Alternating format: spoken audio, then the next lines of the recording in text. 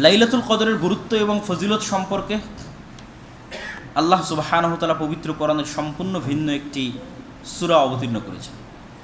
যদিও এই সূরা অবতীর্ণ হওয়ার কিছু শানে নুজুল পাওয়া যায়, সেই শানে নুজুলগুলোর সত্য মিথ্যা পরে, কিন্তু আমাদের এই মাসের গুরুত্ব বা এই দিনের গুরুত্ব বোঝার জন্য সেটি আমাদের জন্য সহযোগী বা উপকারী হতে পারে। দুইটা ঘটনা বর্ণিত আছে।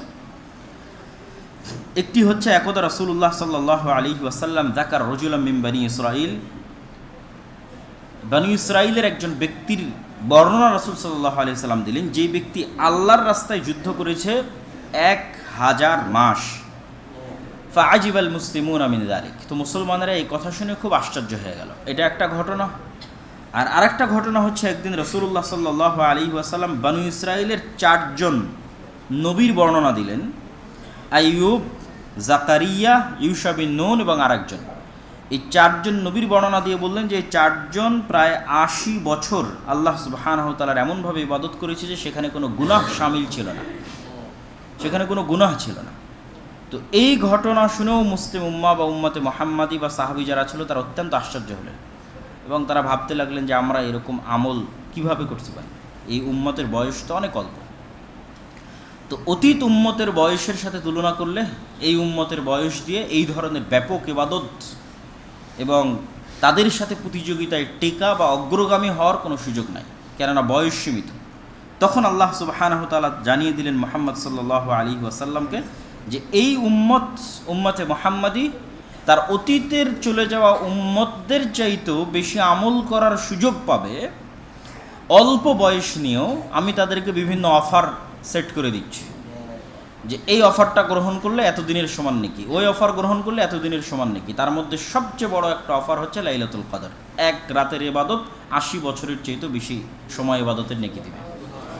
1000 মাস ইবাদতের চাইতেও বেশি ইবাদতের সমান নেকি আমাদেরকে আল্লাহ সুবহানাহু ওয়া তাআলা দিবেন। এটা একটা অফার। সেই অফারের নাম হচ্ছে লাইলাতুল কদর।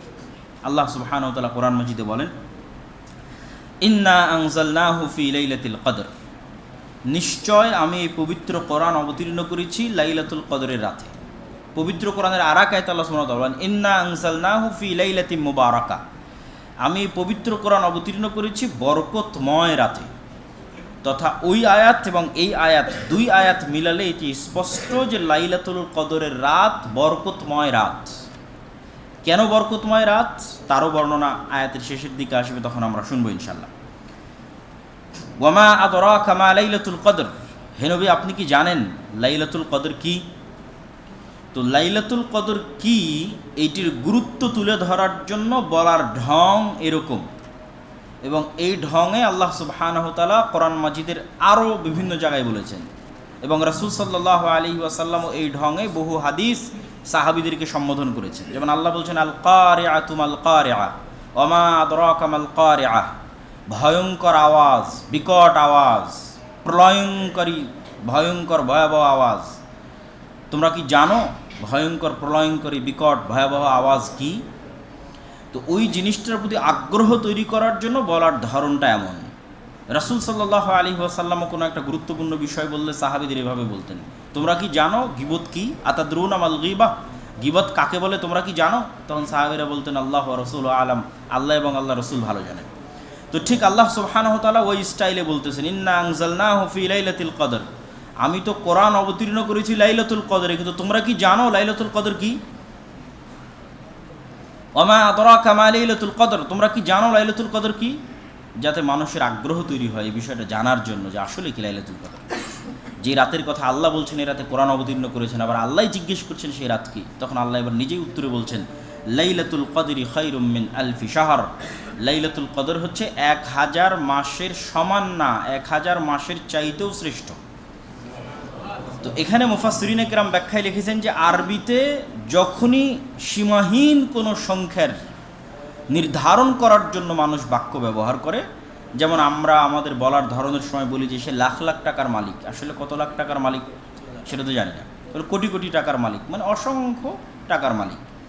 তো ঠিক আরবিতে বলার গতি হচ্ছে যখন কোনো কিছুকে সীমাহীন বোঝানোর চেষ্টা করা হয় তখন বলা হয় হাজার বা হাজার হাজার। তো এখানে হাজার দ্বারা নির্ধারিতই হাজার এটা নয়।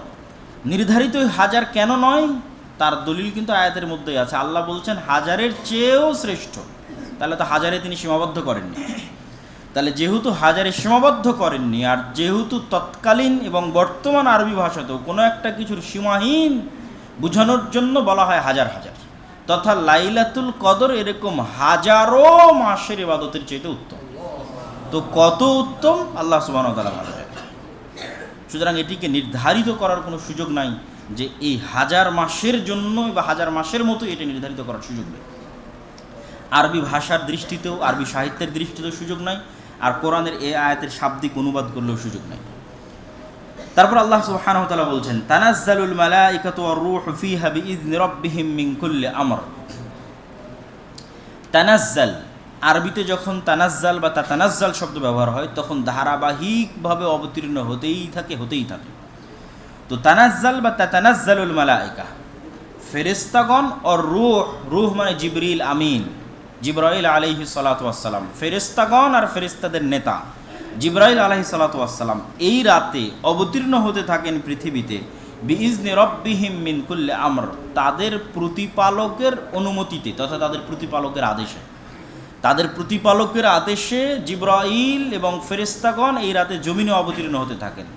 অসংখ্য হাদিসে রাসূলুল্লাহ সাল্লাল্লাহু আলাইহি ওয়াসাল্লাম বলেছেন যে লাইলাতুল কদরের রাতে এত বেশি পরিমাণে ফেরেশতা অবতীর্ণ হয় যে পৃথিবীর কোনো ইঞ্চি জায়গা খালি থাকে না, ধূলিকণা বালিকণা, যেখানে আল্লাহ সুবহানাহু ওয়া তাআলার কোনো ফেরেশতা আল্লাহর জিকির আজকার এবং তাসবিহ তাহলিলে ব্যস্ত থাকে না। তো এটি এই অংশটুকুর ব্যাখ্যা। যখন শুরুতে বলেছিলাম যে ইন্না আনজালনাহু ফি লাইলাতিন মুবারাকা, যে এই রাত বরকতময় রাত, তো আপনারা খুব ভালোভাবেই জানেন যে বরকতের মাত্রা অনুযায়ী ফেরেশতা অবতীর্ণ হয়। যখন কোথাও কোরআন তেলাওয়াত হয় সেখানে ফেরেশতা আসে, কেন? বরকত অবতীর্ণ হয়। যেখানেই বরকতের কথা আছে সেখানেই ফেরেশতা আসে, যেখানে বরকত নাই সেখানে ফেরেশতা নাই, সেখানে শয়তান। সেটা বাড়িতে প্রবেশের ক্ষেত্রে হোক, খাওয়ার ক্ষেত্রে হোক, প্রত্যেকটা ক্ষেত্রে, কোরআন তেলাওয়াতের ক্ষেত্রে হোক, একটা মাজলিসুজ জিকির ইসলামী আলোচনা অনুষ্ঠান হোক, হাফাতহুমুল মালাইকা, বরকত অবতীর্ণ হওয়ার মাত্রা অনুযায়ী ফেরেশতা অবতীর্ণ হয়। তথা বরকতের মাত্রা কম, ফেরেশতার সংখ্যা কম, বরকতের মাত্রা বেশি, ফেরেশতার সংখ্যা বেশি, ঝাঁক ধরে ফেরেশতা আসে।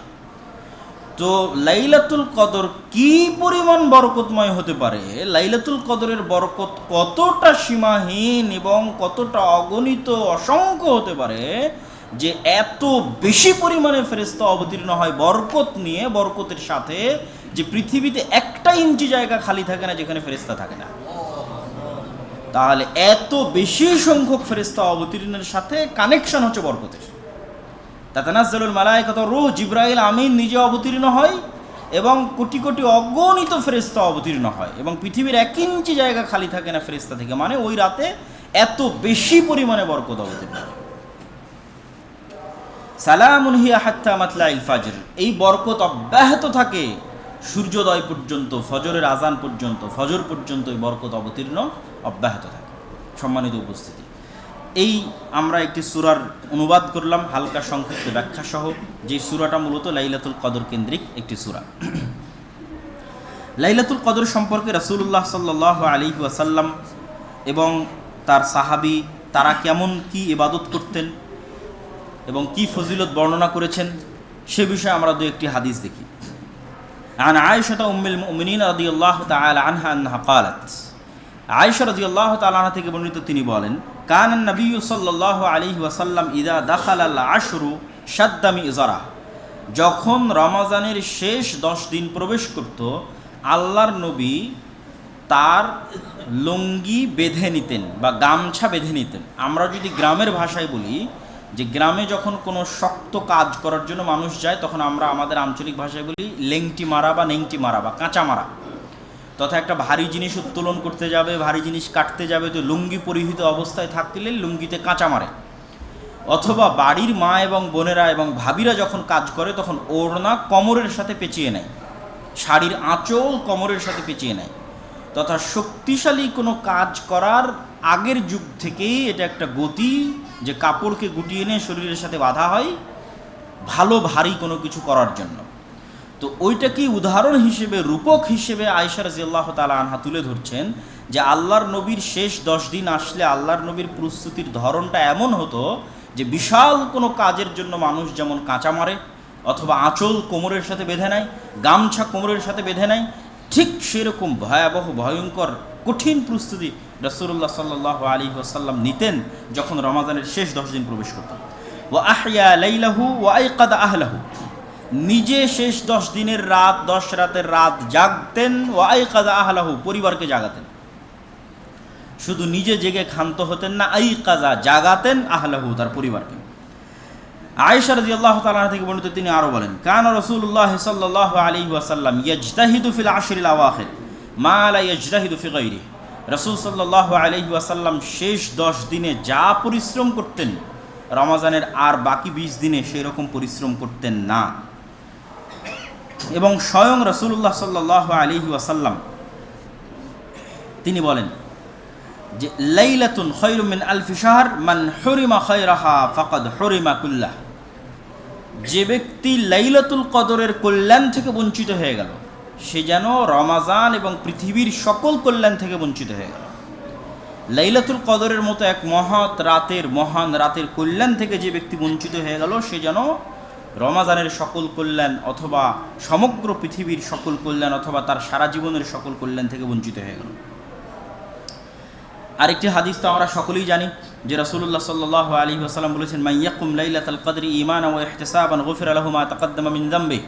কেউ যদি ঈমানের সাথে নেকির আশায় তথা গুনাহবিহীন অবস্থায় নেকির আশায় লাইলাতুল কদর পেয়ে যায়, লাইলাতুল কদরের রাতে ইবাদত করার সুযোগ পেয়ে যায় তথা লাইলাতুল কদর খুঁজতেছে এবং তার ভাগ্যের সাথে লাইলাতুল কদর মিলে গেছে এবং তার পক্ষে সক্ষম হয়েছে, সম্ভব হয়েছে যে সে লাইলাতুল কদরের রাতে ইবাদত করবে আল্লাহর সন্তুষ্টির জন্য, গুনাহবিহীন অবস্থায় নেকির আশায় লাইলাতুল কদরের রাতে ইবাদত করবে, এই সুযোগ যে ব্যক্তি পেয়ে গেছে তার অতীতের সকল গুনাহ আল্লাহ ক্ষমা করে দেবেন। লাইলাতুল কদরের রাতের জাগার এটি একটি বড় সুযোগ এবং সুবিধা। লাইলাতুল কদর কখন হয়? রাসূলুল্লাহ সাল্লাল্লাহু আলাইহি ওয়াসাল্লামের এই মর্মে অসংখ্য এবং বিভিন্ন বিবরণ রয়েছে, যেই বিবরণগুলোর অসংখ্য হাদিস এই মর্মে পাবেন। কখনো তিনি বলছেন শেষ 10 দিন, কখনো বলছেন শেষ 7 দিন, কখনো বলছেন প্রথম 10 দিন এবং শেষ 10 দিন, কখনো বলছেন পুরো রমাজান। অসংখ্য হাদিস পাওয়া যাবে এবং আমরা কিছু আলামতও জানবো লাইলাতুল কদরে রাসূল সাল্লাল্লাহু আলাইহি ওয়াসাল্লামের মুখ থেকে।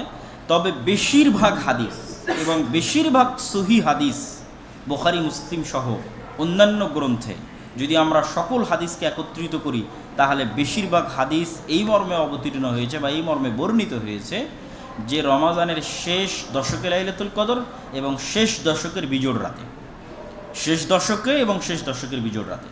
শেষ দশকের কথাটা ব্যাপকভাবে এসেছে আর তার মধ্যেও কিছু কিছু ক্ষেত্রে এসেছে শেষ দশকের বিজোড় রাতে। তা আমরা এর মধ্যে থেকে দুই একটি হাদিস আপনাদের সামনে তুলে ধরব। আবু সাঈদ আল খুদরি রাদিয়াল্লাহু তাআলা আনহু থেকে বর্ণিত, তিনি বলেন, আন্না রাসূলুল্লাহ সাল্লাল্লাহু আলাইহি ওয়াসাল্লাম ইতাকাফা আল-আশর আল-আউয়াল মিন রমাদান।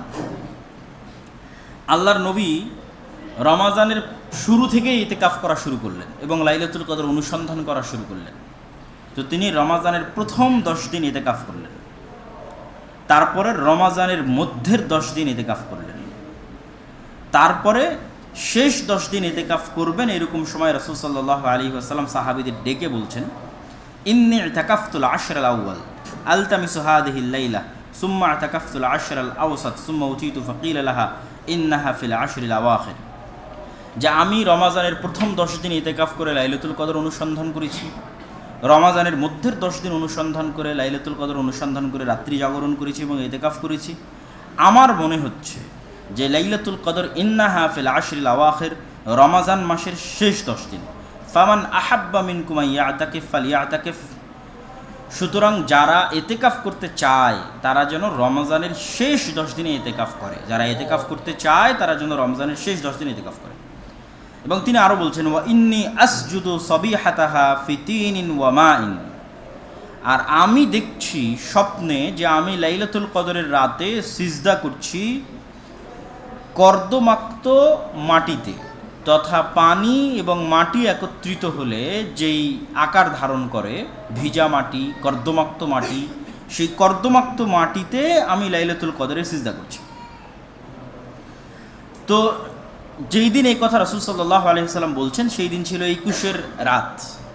তো সাহাবা একরাম বর্ণনা দিচ্ছেন যে কদ কামা ইলা সুবহি ফামাতারাতিস সামা ফাওয়াকাফা আল মসজিদ ফাআবসারতু আত-তিনা ওয়াল মাআ ফাখারাজা হিনা ফারাগা মিন সালাতি সুবহি ওয়া জাবিনুহু ওয়া রাউথাতু আনফিহি ফীহিমা আত-তিন ওয়াল মা। বলছে এই রাতে আসমান বৃষ্টি বর্ষণ করলো, 21-এর রাতে ফামাতারাতিস সামা, আসমান বৃষ্টি বর্ষণ করলো, মানুষজন মসজিদেই আটকা থেকে গেল, বাড়িতে যেতে পারলো না। ফাআবসারতু আত-তিনা ওয়াল মা, তো রাসূল সাল্লাল্লাহু আলাইহি ওয়াসাল্লাম ফজরের সালাত আদায় করালেন এবং ফজরের সালাত শেষে যখন মসজিদ থেকে বের হচ্ছেন তখন আমরা তার কপালে এবং তার নাকে কর্দমাক্ত মাটি লেগে থাকতে দেখছি। যে ওয়া জাবিনুহু ওয়া রাউথাতু আনফিহি ফীহিমা আত-তিন ওয়াল মা, তার কপাল এবং তার নাকে পানি এবং মাটি লেগে আছে। ওয়াইদা হিয়া লাইলাতু 21 মিনাল আশরিল আওয়াখির, যদিও এইটা তখনকার 21-এর রাতের বর্ণনা সাহাবায়ে কেরাম দিচ্ছেন, কিন্তু নির্ধারিতভাবে কোনো মুহাদ্দিস বা আলেম ওলামা তারা নির্ধারিতভাবে কোনো রাতকে নির্ধারিত করতে নিষেধ করেছেন এবং রাসূল সাল্লাল্লাহু আলাইহি ওয়াসাল্লাম কোনো রাতকে সেভাবে নির্ধারিত করেননি।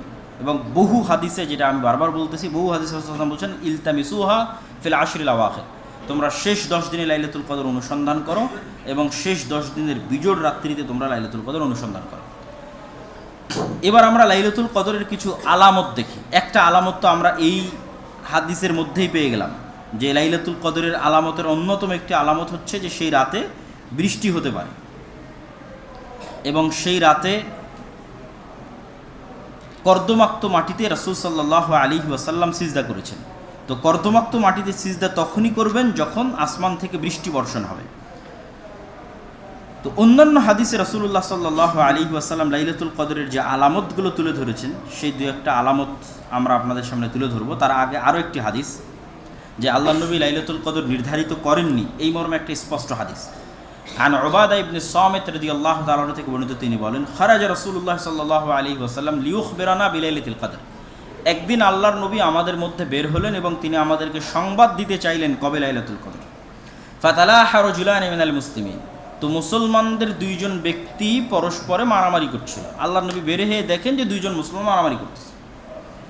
তখন রাসূল সাল্লাল্লাহু আলাইহি ওয়াসাল্লাম তাদের মারামারি মিটিয়ে দিতে গিয়ে তিনি বলছেন খারাজতু লিউখবিরাকুম বিলাইলাতিল কদর, আসলে আমি তো বের হয়েছিলাম বাড়ি থেকে তোমাদেরকে লাইলাতুল কদর কবে সে বিষয়ে স্পষ্ট তোমাদেরকে সংবাদ দেব। ফাতালাহা ফুলান ও ফুলান, কিন্তু বের হয়ে দেখি যে এই দুইজন ব্যক্তি মারামারি করতেছে।